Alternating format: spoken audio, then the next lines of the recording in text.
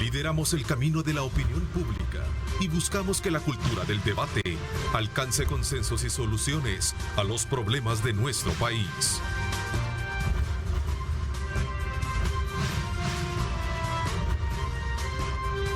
Diálogo con Ernesto López.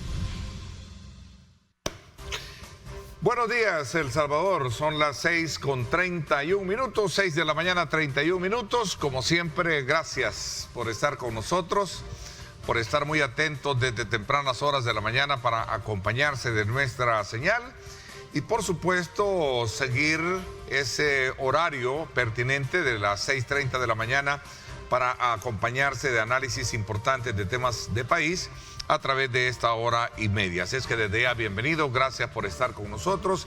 Aquellos que desde muy tempranas horas de la mañana, pues por supuesto nos sintonizan. Vamos de inmediato con un selecto panel de conocedores de temas de país, hacer un análisis sobre la situación que ocurre precisamente en la Asamblea Legislativa y sobre todo en el marco de sus primeros 100 días de trabajo legislativo. Vamos a hablar también un poco sobre el balance de los primeros 100 días de trabajo municipal, que en ese mismo contexto se da, sobre todo porque asumen el mismo día los gobiernos municipales. Así es que desde ya, bienvenidos, gracias por estar con nosotros y por supuesto quiero darle la más cordial bienvenida a Adán Mejía. Gracias por acompañarnos, don Adán, bienvenido. Gracias, don Ernesto, un saludo a todos los televidentes, recordarles que El Salvador es un país que vale la pena y que también el virus está presente y debemos continuar con las medidas de prevención. Agradezco la oportunidad, Ernesto. Muchísimas gracias. También Juan Ramón Maldonado, gracias por acompañarnos. Bienvenido. Buenos días, Ernesto. Buenos días, Adán. Un saludo a todo el pueblo salvadoreño que día a día camina en este porvenir y sobre todo por querer ver un mejor país. Bienvenido, Rafael. Gracias por acompañarnos. Encantado, Ernesto. Un saludo a Adán y a Juan también. Bueno, sin duda alguna, este contexto para este día se tiene, en este contexto y para este día se tiene previsto, como ya todos los martes, una nueva sesión plenaria. Sería importante hacer unas valoraciones en cuanto al trabajo específicamente de las alcaldías, que han estado algunos alcaldes de alguna manera preocupados precisamente por la nueva modalidad en la que entra en vigencia el tema del FODES, algunos atrasos que se han tenido que ya de todos es conocido y por supuesto también la nueva opción de que sea el gobierno el quien ejecute los proyectos en los municipios como tal. A ver, veamos. Juan. Bueno, primero creo que es hacer una valoración del trabajo de 100 días en nuevos procesos. Es muy aventurado, sin embargo sí nos empieza a dar luces de ciertas cosas que se pueden percibir, sobre todo en aquellas que se basan en las promesas de campañas que se hicieron a nivel del proceso electoral y sobre todo bajo esa nueva modalidad en la que se establece la dinámica de asignación de fondos, sobre todo por parte del gobierno para estos procesos. Creo que se ha ido a paso lento y no se ha visto reflejado ese acervo dentro del actuar municipal, en donde se esperaba más y sobre todo aquellos temas en los que muchos candidatos a alcaldes pusieron el dedo en la llaga, como por ejemplo el tema de la basura, sigue estando presente en estos procesos. Y eso no requiere de asignación de fondos, sino que requiere de un proceso administrativo o de gestión. Ya de ahí, de proyectos más profundos, sí se requerirá un poco más de tiempo para ver cómo va esta dinámica de vinculación estatal junto con la del gobierno. Bueno, sin duda alguna este es un tema que nos va a llevar a quedarnos un buen rato, sobre todo porque esta nueva modalidad de la entrega de FODES del 50% de las, digamos como de las, el trabajo que lo va a desarrollar el Ejecutivo fue lo que de alguna manera cambia esa modalidad en el ejercicio del acercamiento entre la obra y, en este caso, los gobiernos municipales. Sí, debemos de entender también que siempre la mecánica de administrar una alcaldía ha tenido el bloqueo del corto periodo. Todas las personas que han sido alcaldes se dicen que 3 años es un proceso bien corto para desarrollar las promesas, por ejemplo, que es uno de los puntos, pero esta situación nos está presentando la importancia que tiene el Fondo para el Desarrollo, llamado el FODES, ¿verdad?, en las municipalidades, porque sí, lo vimos en las administraciones pasadas que se quejaban que no pudieron desarrollar muchos compromisos por la falta del financiamiento de parte del Ministerio de Hacienda hacia las alcaldías. Todos esperábamos que con el cambio de gobiernos municipales el FODES iba a ser liquidado y nos topamos con la noticia que iba a ser administrado directamente, y no solo administrado, sino que asignado. Asignado, sí. Asignado, lo cual requiere una reforma de la misma ley, porque la misma ley establece que quien designa el uso de estos fondos es la misma comuna, y acordémonos que hoy tenemos comunas plurales, y se les quitó ese derecho y están en ese, digamos, en esa situación de limbo. Vamos a conocer entonces también la opinión en esta valoración, si lo queremos ver desde el punto de vista del tiempo, ¿no? Con Rafael Ernesto Boche. Sí, Rafael. Bueno, Ernesto, realmente creo que es sumamente importante contextualizar lo del FODES. Por una parte, eso está establecido, digamos, la creación del FODES en la Constitución, y es también en respuesta a que los gobiernos locales son electos directamente por la población. Es decir, el gobierno local es la unidad del Estado más próxima a la población y es base del funcionamiento del sistema democrático. Ese aspecto es sumamente importante en términos institucionales. Por otra parte, creo que es sumamente revelador, digamos, el hecho de que al representar el 10% de los ingresos corrientes, la cifra del FODES, por ejemplo, del año 2006 al año 2019, han representado más de 4.000 millones de dólares que se han invertido. Y realmente no ha habido una evaluación fiable de que demuestra de cuáles son los resultados de esa inversión, de ese uso de esos recursos públicos. Esto, para que la población tenga una idea, es equivalente en este periodo que les acabo de mencionar, es como que tuviéramos 10 fomilenios. Y en ese sentido hay una reflexión sobre esa temática. Para el año 2020 el FODES sumaba la cantidad de 495 millones de dólares. En ese sentido, lo que a mí más me llama la atención es que es la reacción ciudadana, en el sentido de que al no llegar estos recursos, digamos, cuando fueron congelados en el año 2020, la convocatoria que tuvieron los alcaldes a la convocatoria ciudadana fue nula o muy poca. Y eso me llamó la atención, en el sentido de que lo que significa es que hay varias razones que habría que analizar. Por una parte es que la población no percibía o desconocía los beneficios que estaba llevando el FODES. Entonces, por cuanto son fondos destinados directamente, digamos, a la población. Lo otro es que podría estar reflejando justamente una distorsión en el manejo de los fondos, porque cada vez hubo reformas, y para que la población tenga una idea, digamos, lo que se cobra por recolección de basura, en alguna medida eran subsidiados por el FODES. Es decir, la población, con la tasa que se cobra, no cubrían los costos para todo el sistema de recolección de basura. Si se recorta el FODES, pues si las municipalidades continúan dando el servicio que les corresponde por ley, van a tener que ajustar esas tasas. En ese sentido, es bien importante establecer la función social del FODES, pero también es justo reconocer que hay que hacer una evaluación seria, objetiva, de cuál es la inversión y cuáles son los beneficios, digamos, de estar invirtiendo. Para el año 2021, si mi memoria no me falla, creo que son cerca de 552 millones de dólares los que estarían destinados para ese propósito. Entonces, ahí creo yo que son los elementos, digamos, de fondo, por cuanto es un recurso que el Estado salvadoreño le transfiere a las municipalidades para que responda a las necesidades de las comunidades.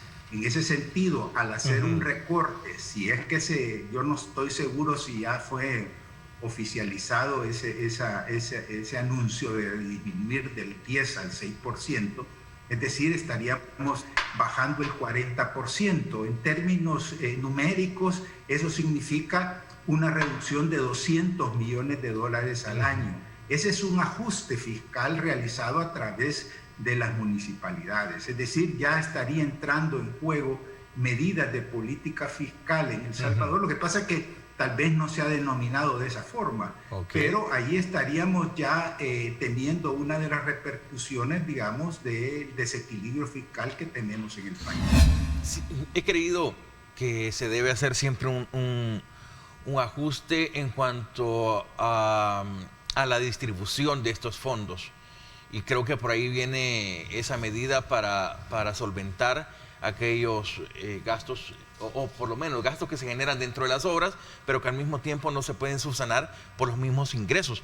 Creo que muchas municipalidades toman el FODES más como parte de su presupuesto para solventar muchas de sus deudas que tienen, y no tanto para ser invertida. Y es que la distribución de ingresos a nivel municipal es muy desigual. Pues no es igual, por ejemplo, Antiguo Cucatlán, que tiene una tasa de ingreso, una tasa de retorno que puede tener o solventar muchos de sus gastos corrientes de una manera muy fluida, a municipios de menor escala que tienen menores ingresos. Entonces creo que ahí es donde viene ese sentido que se pueda generar. Lo que creo que debe surgir dentro de los alcaldes es un nuevo replanteamiento en la forma de cómo administrar y cómo de gestionar sus procesos. Ya se vieron que no pueden mantener esos costos aún con lo de la pandemia, que como bien decía Dan, repercutió para que no se generaran tantos ingresos, pero deben reinventarse en la forma de administración y aprovechar, dado que también son mayoría junto con el gobierno y junto con la asamblea, para que estos fondos puedan gestionarse a través de las obras.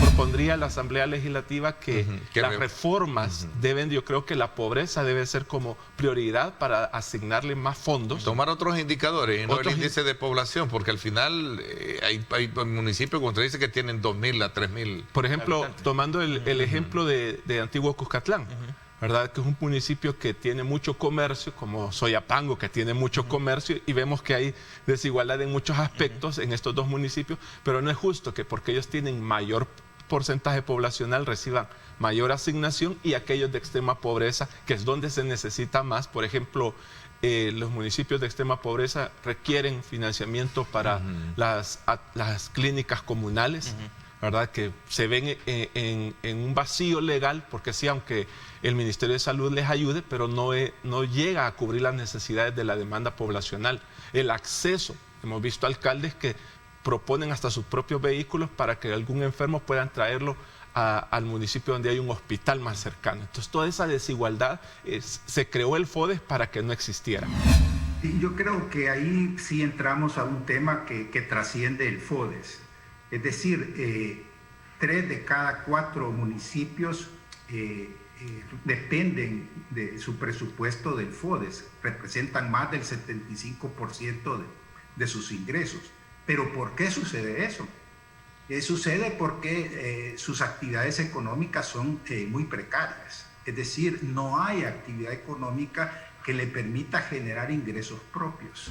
Esa linealidad que debe existir entre ese balance o estudio de lo que pasa en muchas municipalidades debe generar una secuencia o por lo menos una idea desde la parte gubernamental, desde el Ejecutivo, de cómo generar esos proyectos que solventen esas necesidades que no se pueden pues cumplir solamente con el FODES. Y así destinar, por ejemplo, áreas como salud, educación, que propiamente dependen del Ejecutivo desarrollarse, que se potencien a través de ellos y que las municipalidades desarrollen acciones micro que puedan generar más ese tipo de convivencia. Hay que recordar que el punto clave para cualquier tipo de partido político es la alcaldía. Y hemos hablado de un componente real de administración, pero no hemos hablado también de otros elementos que en el caló, o mejor dicho, en el verso mismo de las transformaciones del anuncio de cambiar la modalidad de entrega, se hizo, que era el tema de la transparencia y sobre todo del mal gasto o mal uso, que en su momento yo creo que Rafael siempre ha sido digamos, un acérrimo crítico de la forma en cómo se ha administrado, ¿verdad, Rafael? El tema de que a veces se ocupaban fondos para poder pagar deudas que fueron adquiridas con otros propósitos, para pagar fiestas patronales, en fin, tantas cosas que al final el objetivo mismo de la misión que tiene el FODES no se cumplía. Sí, también hay que apuntar algo.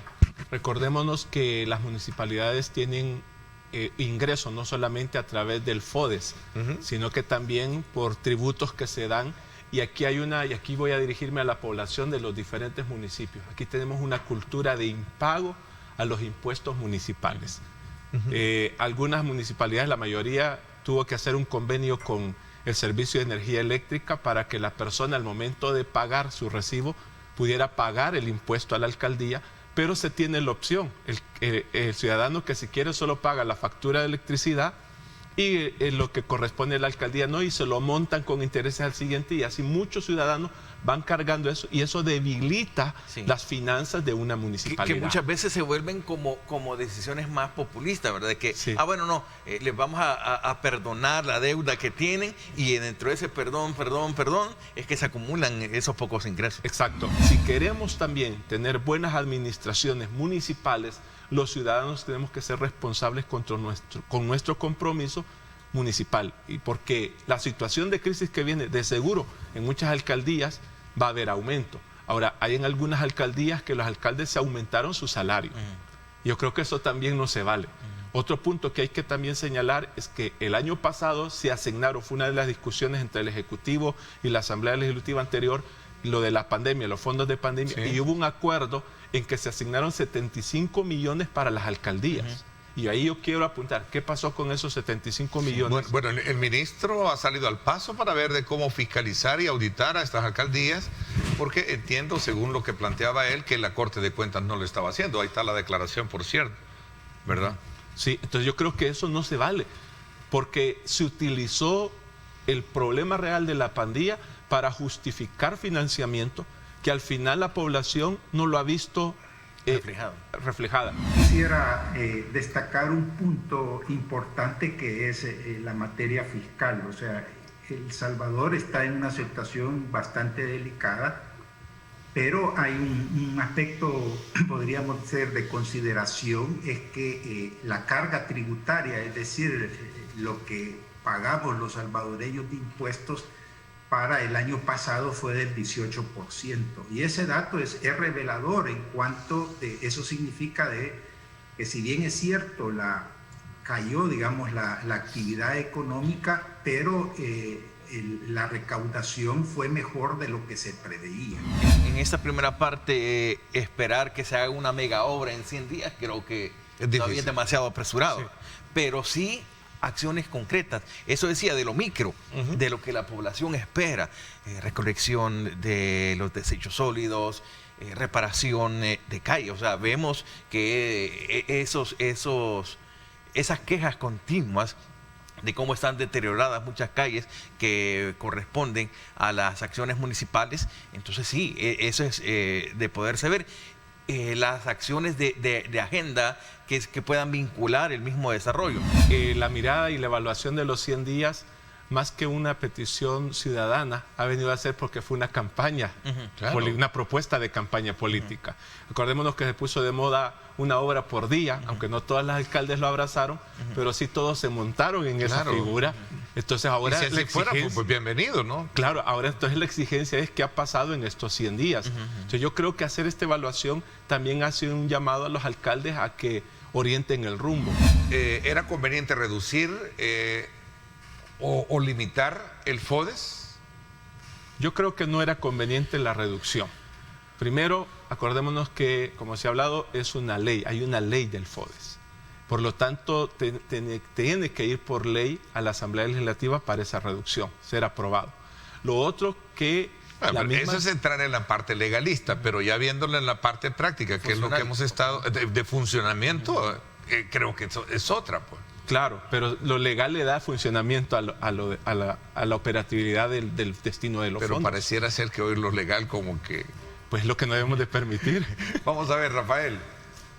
Sí, yo creo que en el fondo aquí lo que ha distorsionado es el municipalismo, es decir, lo que ha habido es un enfoque administrativo clientelar, el cual ha reforzado esta cultura asistencialista y piensa la población que papá gobierno va a resolver todos los problemas.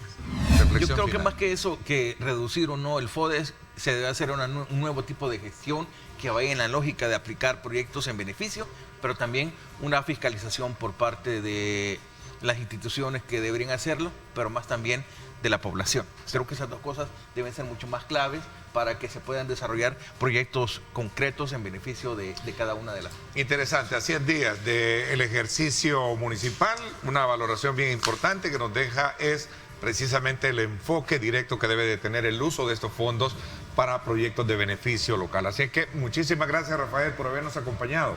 Gracias por esos buenos aportes. Encantado, Ernesto.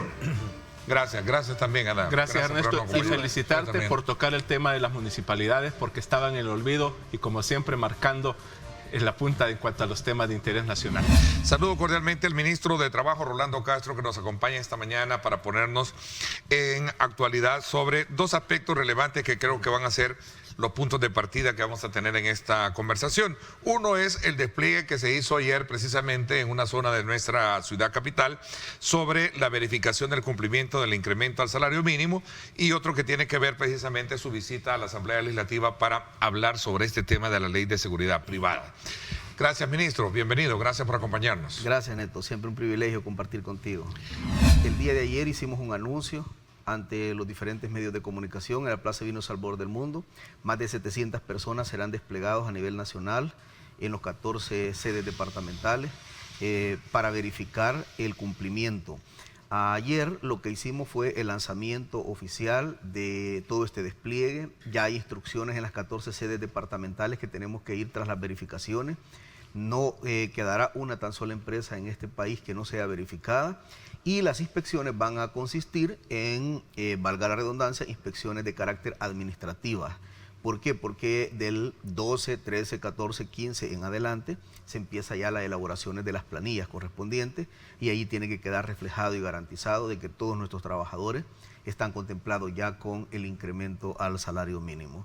Esto, como lo dije ayer, Neto, está publicado en el Diario Oficial. Fue una iniciativa del presidente de la República que lo envió a través mía al Consejo Nacional del Salario Mínimo. Se llevó a cabo el proceso, hubo todo un análisis en Casa Presidencial con equipos multisectoriales y multifactoriales para hacer un análisis total.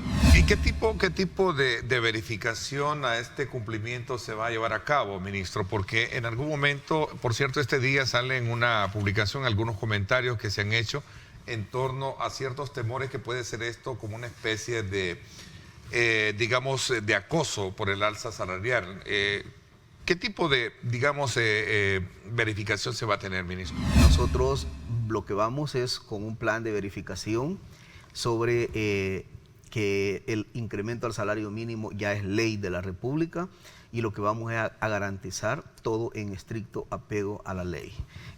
No va a no hay en nuestras instituciones un nivel de acoso contra nadie.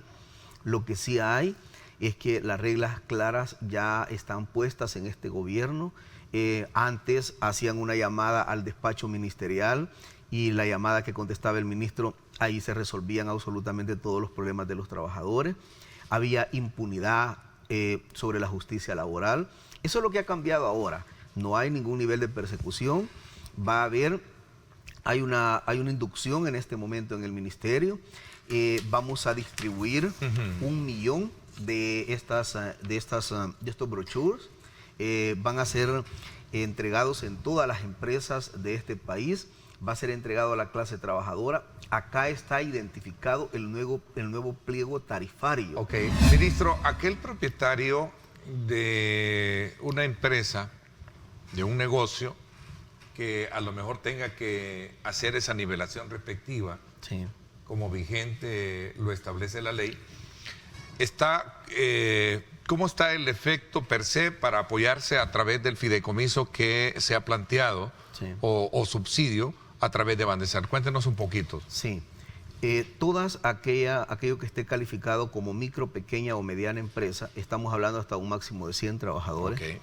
Y estas personas, lo único que tendrán que demostrar estas empresas es ir a Bandesal, plantear la planilla anterior, cómo ha estado su planta instalada laboral, cuál es el incremento que se lleva a partir de este mes de agosto, y de forma inmediata Bandesal, van a llenar un formulario ahí, de forma inmediata Bandesal resolver con el incremento al salario mínimo, a tal grado que estas empresas micro, pequeña y mediana, hasta un máximo de 100 trabajadores, no tendrán ningún impacto durante estos 12 meses. Todo esto lo subsidiará prácticamente el Estado salvadoreño. Según los datos que nosotros tenemos en el Ministerio de Trabajo, personas que hoy por hoy han estado con un salario mínimo anda cerca de entre 450 y 522 mil trabajadores. Estamos hablando de que incluso hacíamos cuenta de llevar un apoyo aproximadamente de forma indirecta a 1.2, 1.3 millones de salvadoreños que se van a ver beneficiados de forma positiva. También la otra cosa que hay que recalcar, Neto, es que siempre han habido incremento al salario mínimo de forma paupérrima. Han tomado como indicadores, y eso nos habían vendido los tecnólogos y los tanques de pensamiento de este país, que un incremento de salario debería de ser basado especialmente a algunos parámetros eminentemente técnicos que tienen que ver con la tasa inflacionaria, por ejemplo. En El Salvador ha sido histórico que siempre ha mantenido el nivel de inflación bastante controlado, han dado cerca como nivel promedio de 0.5, y ese 0.5 era la mayor tasa de referencia para un incremento al salario. Quiero decirte que en El Salvador hemos tenido durante toda la historia el salario más paupérrimo de toda la región. O sea, éramos líder en que la mano de obra más mal pagada de salario mínimo en toda la región ha sido El Salvador. Este 20% no logra satisfacer el 100% las necesidades básicas de los trabajadores, pero es el primer incremento que hacemos en el gobierno del mandato del presidente Bukele. Nosotros tenemos una proyección de gradualidad en el quinquenio, que Dios quiera en el quinquenio vamos a tener un salario mínimo que va a ser bajo un concepto decente, tal como lo hemos iniciado con este 20%. A ver, y sumado a esto está el otro elemento con el cual la Defensoría del Consumidor debe de ponerle muchísima atención, sobre todo por el nivel de inflación que puede crear, como ya es costumbre, y eso es algo que técnicamente se ha reconocido, que cuando se trata de hablar de incrementos, lo que primero se disparan son los precios, y eso es parte del gran reto que se tiene como en conjunto, que esto no vaya a ocurrir en el país, ministro. Sí, el incremento al salario mínimo fue considerado de forma integral. Primero, no lastimar el equilibrio financiero de las pequeñas empresas, que incluso son emprendedores y hay que apoyarles y hay que respaldarles. El brazo del Estado debe ser solidario para esto. Y dos, es exactamente lo que tú acabas de decir, Neto, cómo enfrentábamos el tema de especulación en el mercado. Eso, lo que el presidente dijo, bueno, hay una cosa. Nosotros controlar precios no podemos bajo el Estado de Derecho que hoy por hoy está en El Salvador. Lo que sí debemos hacer es jugar con las reglas del mercado. Y el mercado, entre más escaso es el producto, más encarece. Por eso es que el presidente dijo, hay que asignar una cantidad fuerte del PES al pueblo salvadoreño, porque en la medida de que se lleva a la familia salvadoreña los insumos básicos de la canasta básica, tienen menos posibilidad de ir al mercado local a comprar. En la medida que hay menos capacidad de compra, el producto no se encarece como históricamente se ha dado. Así que lo estamos enfrentando con un apoyo a las familias salvadoreñas para que tengan acceso menos al mercado local de compra, y eso permita mantener el equilibrio de los precios de mercado. Y un tercer elemento es que la Defensoría del Consumidor tendrá que entrar contra aquellos especuladores que en alguna medida quieran aprovecharse del incremento del salario mínimo.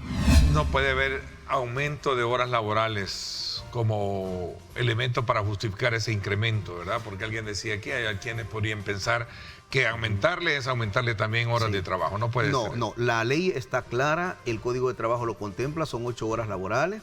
Aquel empleador que quiera aprovecharse de eso o aún más intente despedir a un trabajador, por favor que se nos notifique de forma directa porque seremos contundentes. Ahí sí, Neto. Y eso no es persecución. Pero un empleador que quiera justificar que el incremento al salario mínimo haga trabajar más al trabajador o aún más quiera o intente despedirlo, ahí sí vamos a ser muy contundentes con la aplicación de la fuerza legal. En eso sí vamos a ser muy pocos tolerantes ante acciones discrecionales de este tipo. Hay componentes importantes que de alguna manera reflejan un cambio sustancial en este mecanismo de contratación de personas para prestar este servicio en empresas. Sí. Un poco en términos resumidos. Sí, para poner en el contexto, en el Ministerio de Trabajo tenemos una jerarquización de denuncias y que tiene que ver con las empresas que en alguna medida violentan en El Salvador los derechos de los trabajadores.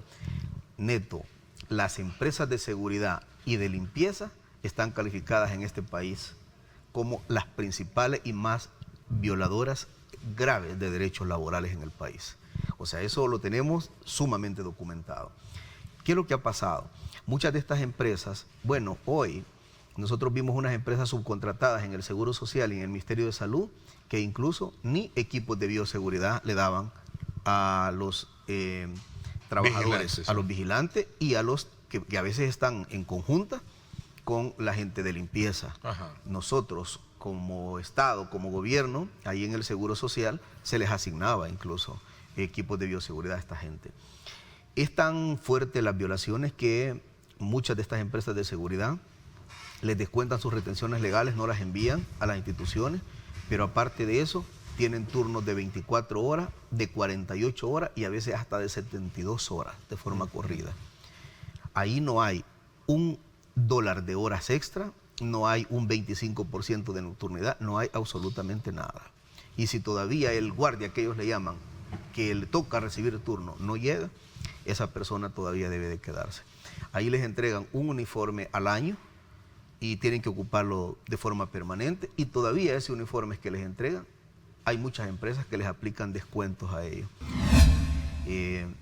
Nosotros cuando llegamos planteamos, vamos a enfrentar esta situación. Gracias a Dios, con la Comisión de Trabajo de la actual Asamblea Legislativa, estamos trabajando y prácticamente ayer dimos la parte final del nuevo anteproyecto de ley. Porque te cuento algo, estas empresas de seguridad, Neto, para violentar los derechos de los trabajadores, incluso con un código de trabajo desfasado que tenemos, crearon su propia ley especial en la Asamblea Legislativa. Crearon su propia ley especial donde el Ministerio de Trabajo no hay competencia fuerte sancionatoria porque esa ley especial fue creada violentando derechos laborales y es más, no contempla ningún apartado de derechos de los trabajadores. No contempla esa ley especial derechos de trabajadores ni sanciones a las empresas. La actual. La actual.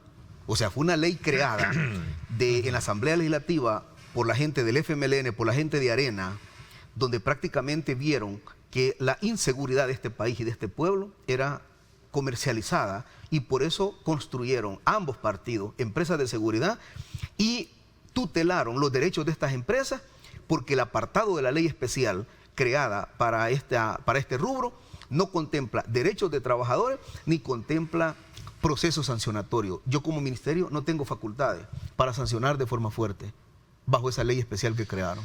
Ministro, ¿qué impacto va a tener esta medida de esta nueva ley en las actuales empresas? Porque entiendo que la mayoría de las empresas de seguridad no cumplen precisamente con este rango de obligatoriedad que está planteando la nueva ley.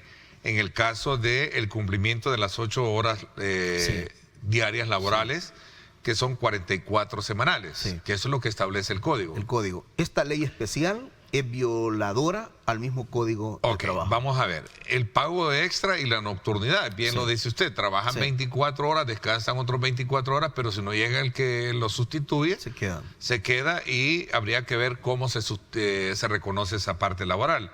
El tema del tiempo de comer, de alimentación, el tema de la obligación de dar las condiciones de iluminación, toda la parte de infraestructura que, como usted dice, da no sé qué ver a alguien afuera y todo el establecimiento cerrado, y también bajo la inclemencia del tiempo.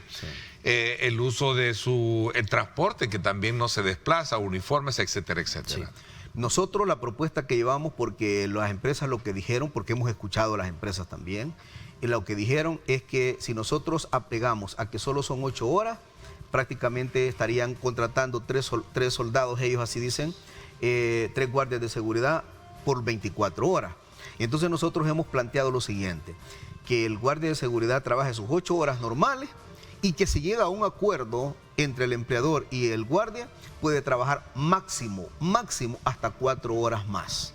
Pero esas 4 horas, si son diurnas, se paga el 100% de horas extra.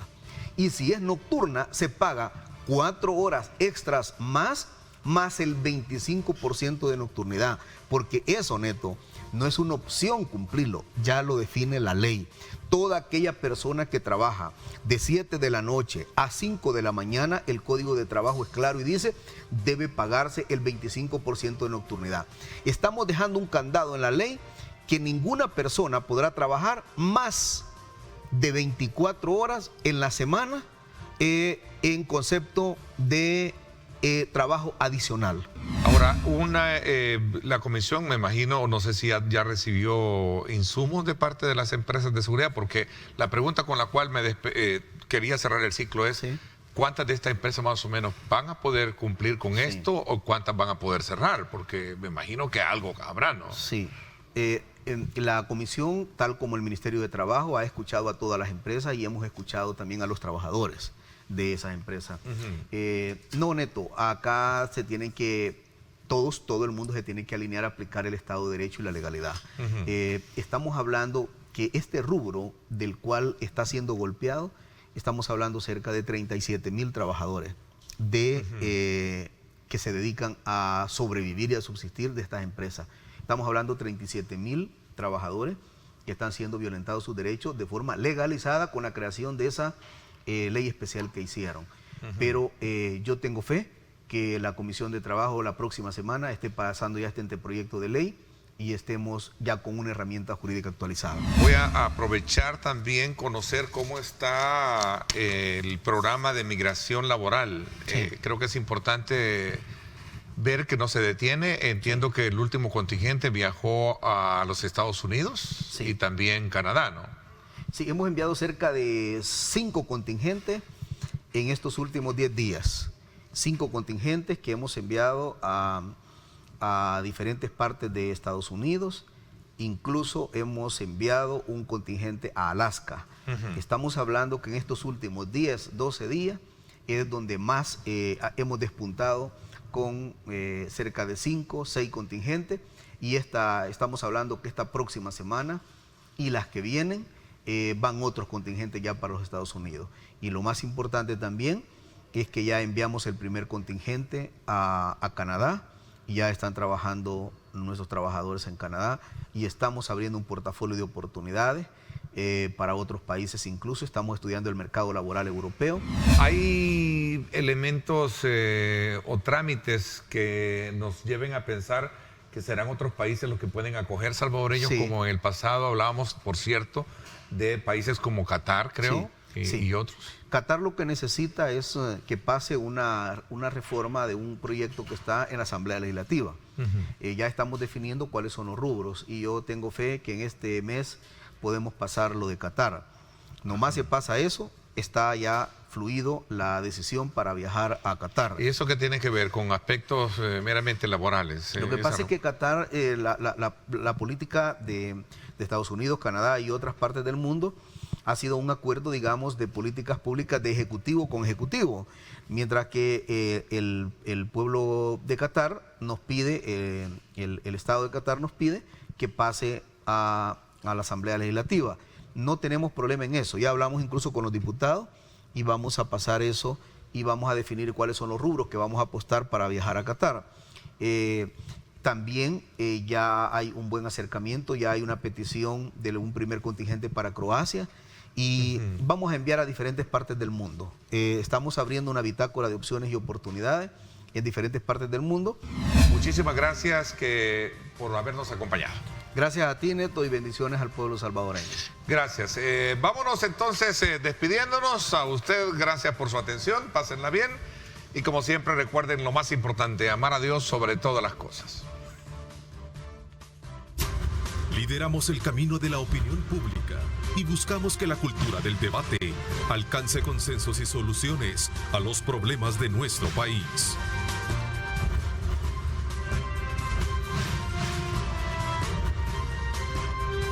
Diálogo con Ernesto López.